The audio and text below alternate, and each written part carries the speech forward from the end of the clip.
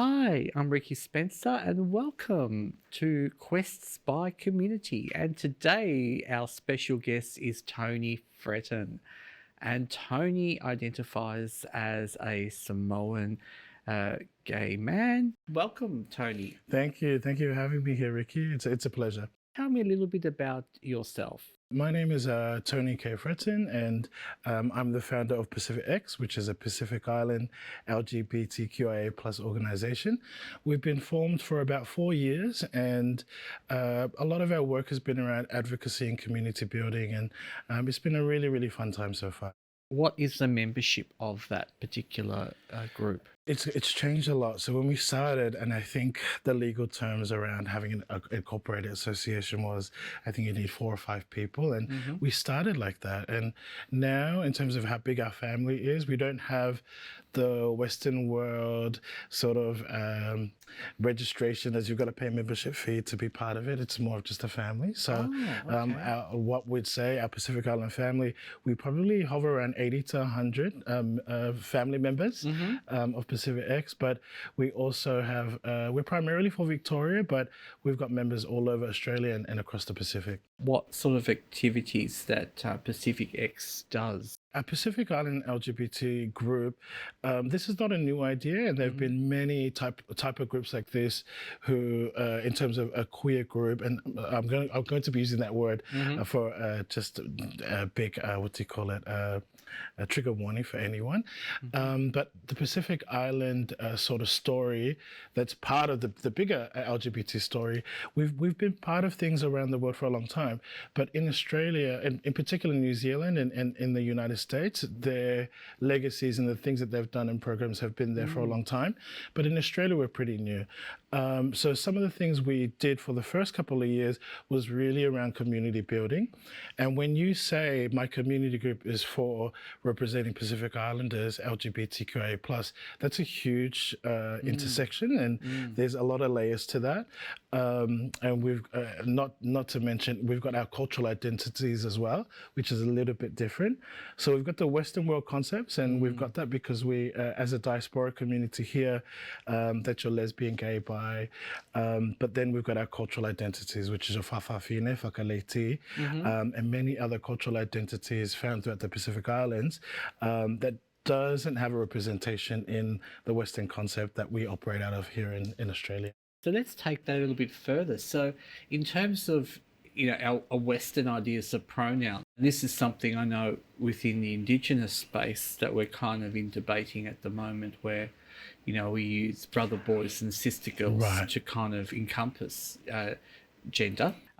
What about in the space, can you maybe elaborate how gender usage and pronouns is sort of incorporated? In particular, so I'm Samoan, and my experience, I can speak on our third gender that we have, that it's been part of our language for such a long time in terms of that's always existed. So that's manner. In our third gender has a name Fafafine, which is almost like an umbrella term for LGBTQI+. But the Fafafine term is mannerisms of a woman, and it was normally for a male who was exhibiting female traits and that sort of thing. So, we've had that term that's been part of our language for such a long time. In terms of pronouns, it's a little bit different because our language structure is different. So pronouns normally for Fafafine will be around the feminine pronouns. But pronouns is a Western concept too. So it's not really a thing.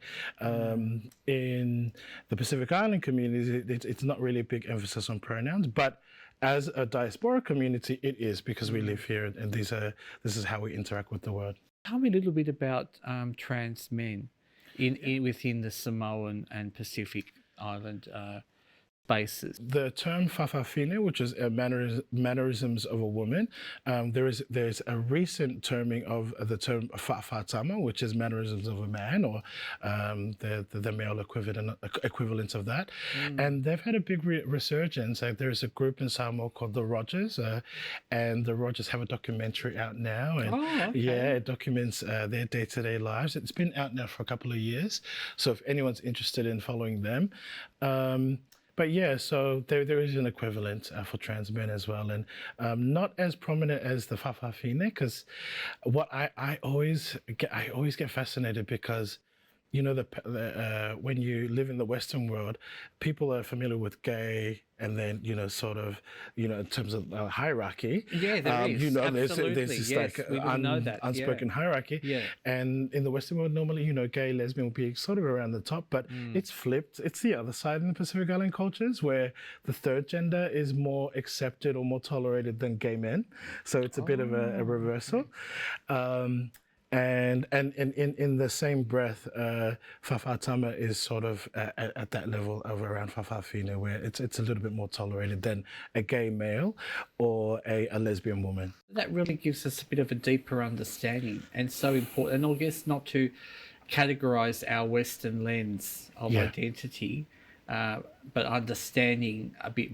We need to be a bit more culturally sensitive and get to know our communities more. The reason why we started Pacific X was more of, we've still got our own learnings as well to do first before we start teaching other communities, which is a good thing. And we want to share our culture. We want to share who we are. We want to share our stories, but there's still a lot of our own internal learning that we're going through now, especially as a diaspora community. So I believe we'll get to a certain point where we've strengthened ourselves enough to be like, okay, let's start teaching, let's start sharing, and we will continue to do so. Now for a little bit of a controversial question. Do you feel that Pacific X has been given space in platforms and participation in LGBTIQ communities in just being represented and being allowed to self-govern? Yeah, that is a controversial question, but I've got a controversial answer. Okay. One of the things is, that question it's a good question. It's whether we want to be engaged in the LGBT community in the first place. Yeah. So that's number one. As I said, in terms of us building community, we haven't really reached out. We haven't really reached out because our focus was on our own, on our own communities, and we're talking about our own gay, lesbian, transgender, and non-binary community within our own Pacific Island communities first. And that is around bringing awareness to our families, our caretakers, our influencers in our Pacific Island community. We never really needed the help of the LGBT community, the wider one, because we were not going to reach out to them to give us advice on how to teach out the things in our own community. So a lot of that came from our elders, and we have a lot of intergenerational sort of connections to some amazing leaders, Pacific Island queer leaders here in Australia, who have sort of that has been our connection. But as we sort of move forward in terms of capacity building and ways to sort of share our culture, definitely we've been very lucky so far. Brunswick, the Site Works and Black Dot Gallery and a lot of Indigenous organizations have been really great in terms of just working together with us. For example, Black Dot Gallery, and we've been able to run some exhibitions. Thorn Harbour Health have been really supportive in terms of pretty much letting Pacific X run some of their filming around the Bent Spoon, which is a multicultural cooking show. Yes, and that's been a great success. I think every single person knows that show in Melbourne.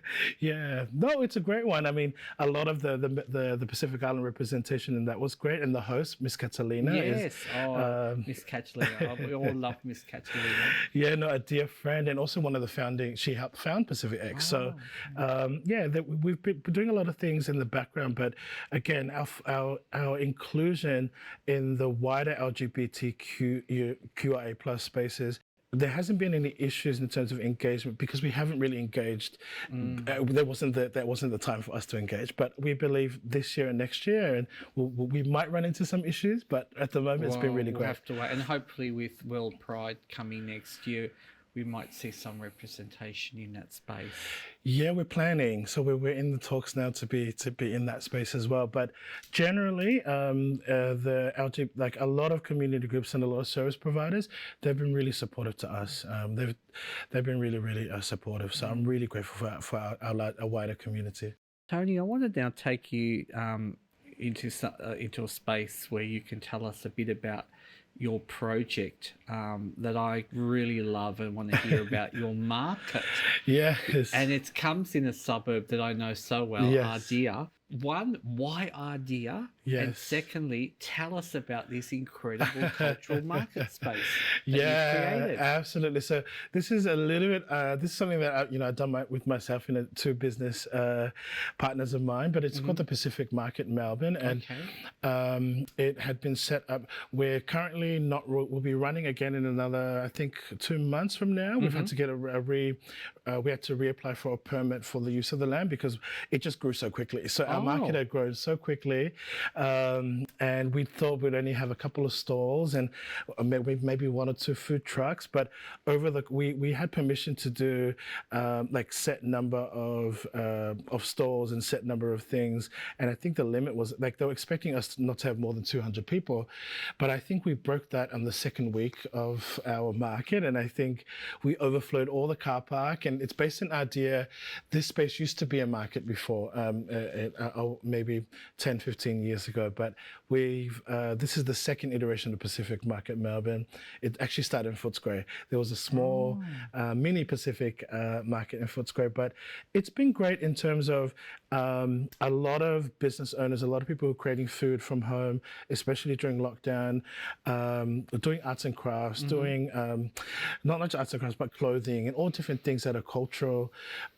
We don't really have many shop fronts for Pacific Island products and services, and so the market was a great way to just a simple, trestle table, come sell your things and interact with the community, and it's been great. It was able to create a space where people can just come hang out and be surrounded by people of the same culture. So it was really great. And it would be lovely because I imagine a lot of other people would have just come along. Absolutely. And get to know what it's like, the food, the music, beautiful arts and crafts. Absolutely. Yeah. So it'll be up and running again. So we're on social media. So anyone wants to find us. And how will they find us? Do you want to say that? Yeah. So on Facebook, it's Pacific Market Melbourne, and as well as on Instagram. And now I want to hear a little bit more about you. Yes. Okay. So tell me a little bit about some of the things that you do. Being a volunteer for so long in the Pacific Island community, you get to wear so many different hats. And I think some of the things I'm really proud of is being a multicultural ambassador for the Mental Health Foundation Australia. And that's really around, they provide us tools and resources. So for example, for Pacific X, I can share different, teachings and connections and build that. So to help fortify our shields in terms of, mental health. And so that's been really great. And we've been able to run a few different artistic things and being able to perform at Rising Melbourne, and that was through a connection called the Pacific Writers Collective, which is based out of Sightworks, and they're a group of Pacific Island writers, and it's around things like poetry and just telling our own stories, and that's been really great. But we're also doing another project which we're writing Pacific Island movies and script writing to create movies. And that's really great. That's coming out of Screen New South Wales, and tell us a bit more. Does it have a queer focus, or is it? My stories will. My stories definitely will. So it's something about your own life? I'll be telling a lot of stories from Pacific X members, and I think for me, it's like, tell me some stories that you want to tell. I mean, my story is very boring. My story is boring. My story is pretty boring, but some of the amazing characters and amazing family members in Pacific X, their stories would just be like, I can't wait to see them on film. And so Screen New South Wales had this program where they've sort of set up to sort of mentor you, a bunch of writers together, and how to develop your script and get all this stuff together. And once it's ready, they'll have Netflix, Stan, and Screen Australia there for us to pitch, and then they'll be able to select some of our stories that we have together. So this is the first sort of group that we're in that we've just started this year. But whenever I'm in these training rooms and I'm talking about queer stories, everyone's like ears are like, like, what's going on? What is he talking about? Because my stories are around some of our members who are like sex workers, and they're working in brothels, or they're doing different things like this. And in their mind, they're like, these Christian Pacific Islanders are like, what's going on? What's Tony talking about? So I'm really excited about that. And but just things around the HIV, epidemic, and things around Pacific Island representation, queer representation in Sydney. Our community was in Sydney for a long time in terms of the red light district and around that time. Absolutely, I do remember that. that, yeah. Yeah, and we've got some great leaders like Carmen Rupe and a few trailblazers in the trans community. So, I really want to tell a lot of those stories. That's interesting, isn't it? Because when we look at history or queer histories, it is sometimes through the lens of, white privilege or stronger, louder voices that tend to be represented. But we also need to hear about, our Pacific communities, Samoa, New Zealand, Papua, all these people that have been trailblazers, especially in New South Wales in the 80s. Are there any sorts of people that you got surprises about that you're going to talk about in the upcoming film? Well, it's not a film yet. It's more just the pitching. pitch. No, I think for me it was more just no big surprises, but some people that we've already mentioned, like Miss Catalina and a few others who've told their stories, and I'll be happy to put those stories together. But definitely so many to choose from in terms of trailblazers that have come before from our community. So I think for us, it's our responsibility, especially just acknowledging some of the work that's been done before as well. And when we've moved into a space, and for community organizers who are now working with community, these things weren't that, I didn't wake up one day and say, look, I'm going to create an organization and people are going to get it. People are aware of these things because they've been done before. It's not a new thing, but we want to create that space now. And we hope whatever work that we do now and whatever amount of progress for our communities that we can do, younger people can come and take it and do better. Do you know what I mean? And that's the only, that's the mentality to have. And so it would be really disappointing to our inspirations for us to come along and they're like, we paved the way and you've come and you've done nothing with it. Like, that'll be really bad. So we hope we can lend our piece of service to our community. And Pacific X, you mentioned, was in Victoria. Do you have any ambitions or vision to have it like a national space where people living in different areas around Australia can kind of form some sort of linkage? Well, it's really to do with numbers, and I think for us, in terms of having Pacific X take care of identities across the Pacific Islands, which has been great, I think nationally it'll be better to have specific for each culture, because, for example, our diaspora issues in the Samoan community is very different to the Fijian. There's nuances within the different islands as well, and so to have a national would be great, but I think. Well, my thinking, and I guess a lot of our team, is more of how can we support other groups from individual islands create their own communities, which would be a bit better. And hopefully Pacific X can help sort of facilitate that once our capacity is at that level. So again, it's like we've got to get out of this head of this idea of lumping everyone into the one group and the one label. Absolutely. But to understand within, say, the space of Pacific X, you have different cultures coming together. Absolutely. And everyone within different cultural spaces has their own identities and their own relationship with their own space. Absolutely. And ways of gendering themselves and their relation. And that must make it sometimes challenging. It's very layered, as I mentioned before, because it's also depending on the generation. So our younger community, our younger diaspora have different issues than our older or our middle. And so the younger diaspora, they don't want to be connected. They're like, Australia's too cool. I don't need to know about my culture. I'll follow Kim Kardashian or whoever's cool, and that's fine. Like, that's their life, that's their lived experience, and that's what they go through. But then some of our older generation, which is also part of Pacific X, their issues are really around specific to their age. And this is things like aged care facilities and home care support and that sort of thing, which culturally is really tricky too. Coming out as a Samoan child or young person, what are some of the issues that young people face? We touch in, or we sort of check in with some of our younger community. And when we talk about people coming out or younger people coming out, they're a bit more resilient in coming out now, and I say that compared to the time when I was younger. Again, the issue is not of the younger people coming out; it's older people coming out. So yeah, okay. I mean, we find that more in our Pacific Island community where they may be married, they have children, and then they come out later, and it's a bit more trickier. Younger ones, I'm so proud of the younger generation, and I'm proud of that in terms of seeing that there is a bit more understanding around gender, around pronouns, even around sexuality, which is good. There will always be sectors of our community that will still be very anti, and this is our religion, religion, and so those groups will still be very tough to come out, but then again, a lot of parents of these younger children are more understanding than maybe my parents were, and so it's for me. We don't have many young people coming to us and saying our issue is coming out. It's really, how do I deal with me coming out now, and then how do I interact with the world now? So it's not really the coming out part. It's what happens after that. Tony, where do you see yourself in, say, 5 years' time? Where do you hope to be in terms of yourself and project? I hope not to be doing community work. Oh, okay. No, I mean, it's like, it's one of those things where you serve your community, you serve people because there's a need for it. Do you know what I mean?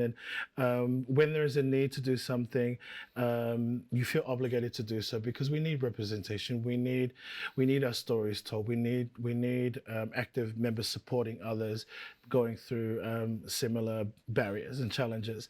And so I hope in 5 years, I don't have to because the world is a better place by then. But I'm also realistic. I don't think that's going to happen. But I still see myself serving the community. I think that's part of who I am. And Tony, what message would you like to send to, say, if we had some young people from Samoa listening, or from New Zealand, Maori? What message would you like to send to them? Definitely follow our website. We've got a few sort of resources that will be coming out in terms of how to have those conversations, but also how to interact with us personally and connect with us one-on-one. We'll be happy to have a chat to you. If there are questions that maybe we could sort of share in terms of being a peer, always open to that. And we've got a whole range of Pacific X members that you might feel comfortable doing. But even if you want to just text or email, might be a bit more comfortable. I think sometimes speaking to someone is I don't know many young people who ring each other these days, so it will be really hard.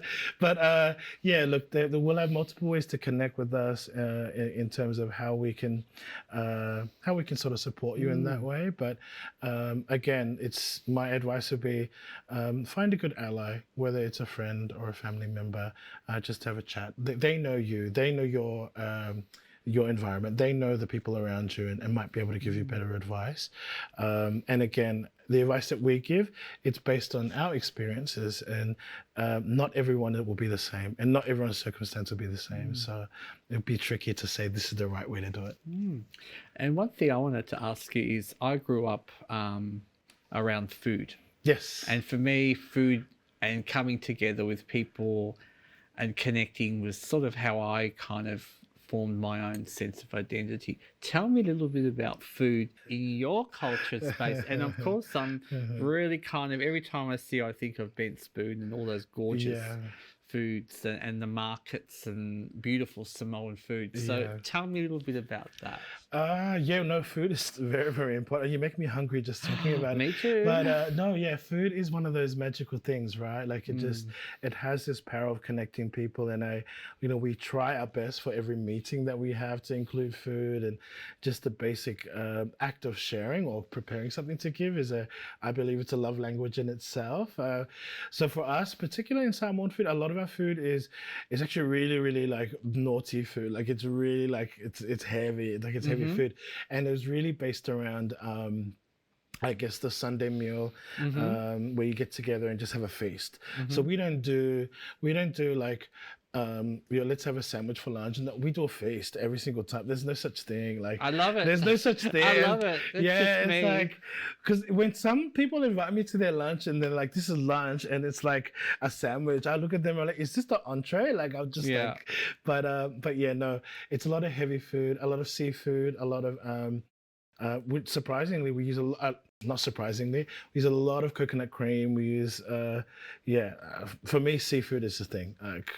I can't go past that. And Tony, now just to kind of thread everything back as we journey into the end of this wonderful encounter, what message do you want to send out to people now? We're in a climate where there's some hostility towards trans women, trans men in the Australian community. What does Tony K, the multicultural ambassador for mental health, the leader, leader not elder yet, I think, because you're still very young, in your career, what would you like to send to our whole LGBTIQ community? We're part of this rainbow community, and every single one of us, and every multicultural group, every single person, we're part of it. And it's almost that sense of we need to be working together. We're stronger together. We're better together.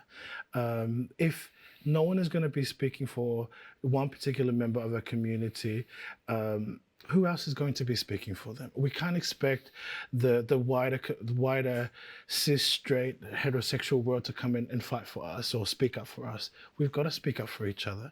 I mean, we know throughout history this has worked well when a lot of the gay rights have come from trans women. Trans women were the ones that were fighting for rights for gay and lesbian. And so for me, it's how can we leverage the small amount of privilege that we have to uplift others. And if we can continue to do that, I think our community will be in a much better position for years to come, as that type of work, working together, has done for our community so far. Well, thank you, Tony Fretton, for coming today. It's been an absolute pleasure speaking with you. This is Ricki Spencer signing off for Quests for Community for today.